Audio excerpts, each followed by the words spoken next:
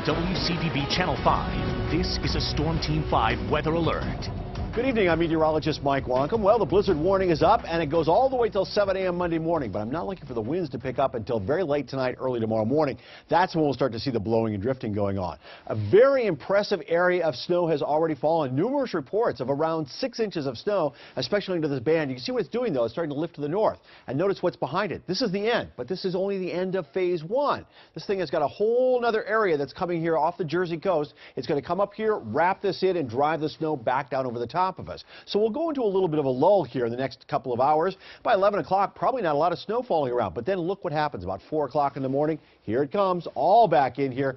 Crushing amounts of snow as we talk about 7 o'clock tomorrow morning. And along with that, some very strong winds as well. All said and done, about 8 to 12 inches of snow, but there could be some heavier areas, especially the north. Weather updates every hour on the hour. Complete details at 11.